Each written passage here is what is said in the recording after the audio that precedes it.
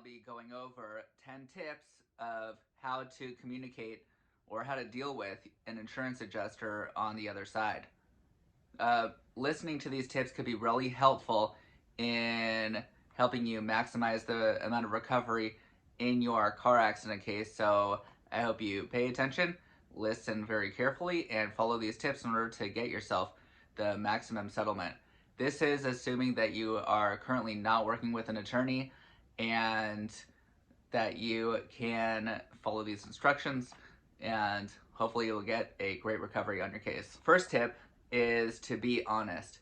This is to be brutally honest. The insurance company wants you to lie during the recorded statement so that they don't have to pay you as much. If you are pointed out to be a liar, then they know that this is going to dramatically affect the value of your case, and they can pinpoint that in front of a jury if they need to, or just let you sue them, and they can sue the driver and they can go ahead and try and point you out to be a liar and destroy your case. This is in regard to speeds, times of the accident, who was involved, any other witnesses that were involved, what your injuries were, whether or not you're malingering. So you really just want to be straight up honest with them. That's pretty much the best way to go about it. Tip number 2 is to not offer any more information than you absolutely have to. This is a very uncommon way of talking. In normal everyday conversations, people are very free-flowing of information, but an insurance company statement or speaking to an insurance company adjuster, you're really not going to want to offer too much information. For example, the adjuster may ask you, so where were you headed at the time of the accident? You might, in a normal conversation, a person might give the circumstance surrounding that. For example, they might be saying, oh, well, I was rushing home in order to feed my dog, or I had just broken up with my significant other, so I was very distraught. I was just back on my way to my parents' house to discuss the matter with them. These are trivial details that could definitely affect your case, where the insurance company adjuster could say, oh, well, this person was obviously speeding, they were distraught, they weren't paying attention. This obviously had something to do with causing the accident. So the address of where you were going should suffice. The purpose, you could just leave it vague, it's personal. Just going home, just going to my parents' house is enough of an answer for at that moment. You really don't have to go into much more detail than that. Just don't give the insurance adjuster more information than they absolutely need. Tip number 3 is to not exaggerate. So you definitely don't want to be very dramatic with your injuries. If you did hurt your neck and your back, you don't want to say that it was a 10 out of 10 when it really wasn't. Maybe it was just a 5 out of 10. If 10 out of 10 is excruciating pain, just knock the lights out type pain. You really just, it's very rare for a person to be 10 out of 10. So you want to be careful with how you portray your injuries. 5 out of 10 is a pretty medium-sized injury. You feel it, could be soft tissue, could not be soft tissue. You don't want to go into saying that you're not able to sleep anymore, not able to do any of your hobbies anymore. If you are, a lot of times I'll have certain situations come up where a person will be saying that they have a certain injury, but then the insurance company comes up with some surveillance footage showing the person being able to do certain things that they might not be, that they might have said that was very difficult for them to do, and the like. So just assume that the insurance company can do this, and if you are claiming enough injuries, they very well likely will do this. So don't exaggerate your injuries. Okay, tip number 4 is to listen to the question being asked. If a question calls for a yes or no answer, give a yes or no answer.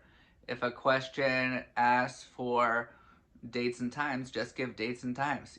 This goes along with not giving too much information, not giving more information that's being asked for and just listening straight to the question. When did the accident happen? February 15th, October 9th. Where were you going? Parents' house. What were you doing at the time? Just driving. Keep it simple. Just keep it really simple. Tip number 5 is to not go into too much detail in regard to your injuries. Unless you are a physician or you are practicing in the healthcare field, you probably don't know the true extent of your injuries unless you've seen the scans yourselves or are able to read the scan or are able to read the testing. You probably do not know the true extent of your injuries.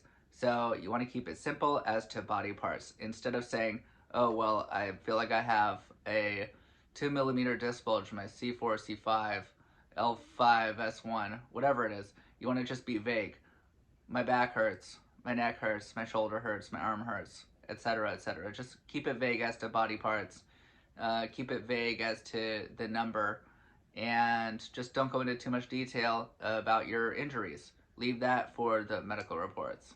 Tip number 6 is to record the recorded statement. If you are going to give a recorded statement, which I would never recommend doing, especially without an attorney, but if you're going to do it anyway, then you should record the recorded statement. So all you have to do in the state of California is tell the adjuster that you will be recording the conversation, and that whether they consent to the recording, you start the recorder and say, my name is so-and-so, this is adjuster so-and-so, do you consent to me recording this conversation? That is a tip to make sure that the conversation stays recorded, so in the event that you do hire an attorney later down the line, you will have a copy of your recorded statement as well. And that could be very significant for you later down the line to just make sure that the adjuster is not improperly assessing what actually took place during the recorded statement. Tip number 7, remain calm. Just try and stay calm at all times.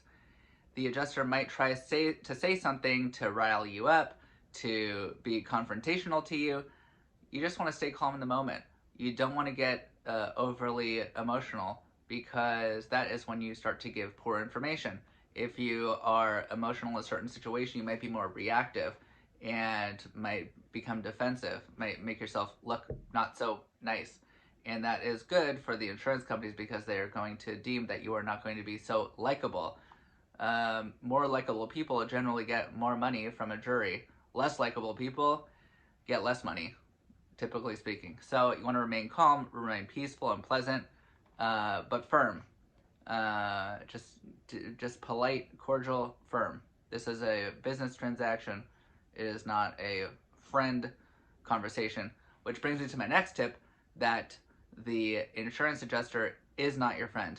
They may seem very friendly, and they probably do want to make you believe that they are your friend, so that you will trust them and that you will confide in them and that you will tell them certain things that perhaps you should not be telling them. But they will very likely use this against you later down the line, and you will, as many other people do, realize that they were not your friend at any point and try and give you some kind of lowball offer because you gave them too much information, and just a lot of information that you shouldn't have given them.